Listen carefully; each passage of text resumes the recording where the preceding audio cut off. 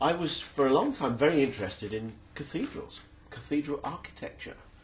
I would go and look around cathedrals and study the shapes, and I began to read about how the cathedrals were built and who the people were who built them. And at the same time as I developed this interest, I was trying to make it as a writer. I was working first as a journalist, then as an editor, but I was writing novels and hoping to become a bestseller author. And it occurred to me quite early on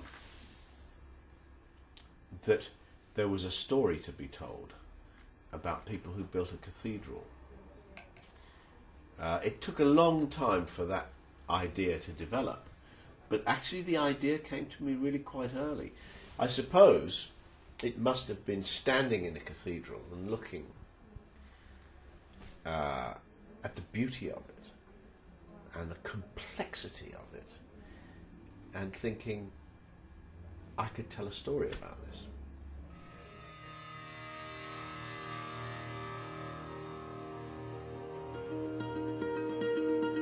Well, from the start with the Pillars of the Earth, I insisted that it must be a long mini-series, at least 6 hours, better 8 hours. And this was a problem with producers. So we had 2 sets of negotiations that failed with producers. And then finally Ridley Scott came along and said, yes, I'm willing to guarantee at least 6 hours. And so then we were going. These things always take quite a long time, and it was yet more years before all the arrangements were in place. But first important thing, the script by John Peelmeyer was very good. You know, the producers always send me the script, and if it's not very good, I write back and say, you know, here are 5 things you could do to improve this script. And I never hear from them again. That's the end of the relationship. But in this case, I loved the script, and I wrote back and told them I thought it was very good. Then they began casting. I was thrilled with the casting of the Pillars of the Earth. Matthew McFadden, Rufus Sewell, Ian McShane, Donald Sutherland, all these wonderful actors in my story. I was very pleased. And finally we got to Budapest and started shooting, and the director, Sergio, was very good. All the actors liked him, which was important, by the way, because they were shooting for 6 months. So they have to like the director. If the actors don't like the director and they have to be with him for 6 months, it's a real problem. But they did like him. He did a very good job. And so finally, and we got something quite wonderful, I think.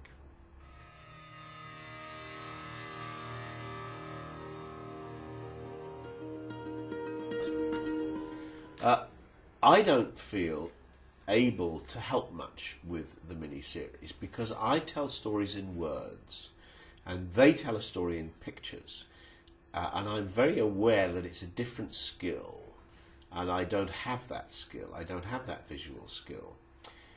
It's a different medium. So I stand back. I know they have to change my story. That's inevitable. They have to shorten it. Even for 8 hours of television, that's still not enough to tell the whole story. I know they're going to take it apart and put it together again. And I accept that. I stand back and I say, okay, do your best. Of course, I'm a little anxious because I have had very bad miniseries made of my stories, but mostly I've had good ones, and mostly these people know what they're doing, and they know better than I do. So I stand back. They might ask my advice about a few things, but basically my philosophy is to leave them to do what they do best.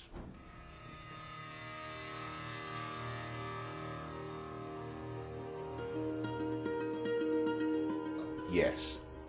The same team of people has optioned World Without End, Ridley Scott and Tandem, and the same scriptwriter is writing the script. John Peelmeyer, who did such a great job for us with the Pillars of the Earth, He's writing the script of World Without End, and he's just about finished the first 2 hours. And the producers hope to be able to announce in a few days' time that the project is definitely going ahead. We hope to start shooting next June, so it will be ready for broadcast in about 2 years from now.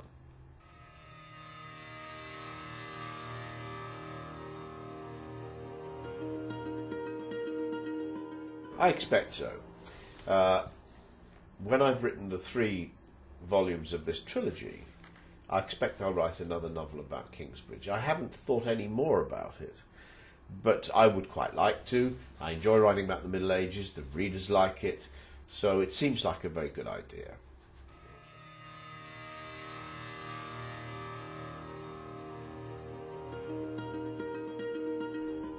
No, I'm sure I'll carry on writing the kind of novels that I write, exciting, realistic novels. I may write another thriller one day. I haven't given that up entirely because I still read them.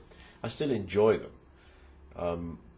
But I don't see myself doing anything radical. I don't see myself writing science fiction, for example. I like science fiction. I read it a lot.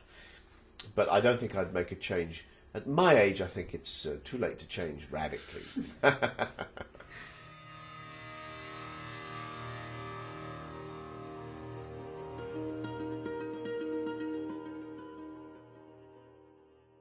I don't watch a lot of TV. I like drama series, and my wife and I watch them, usually on Sunday night.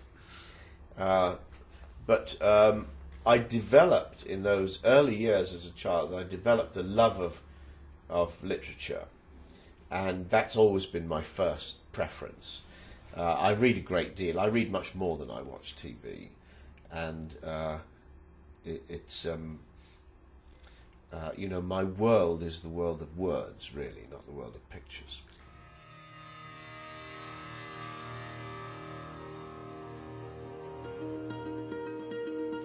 Let me see. Well, we watched The West Wing.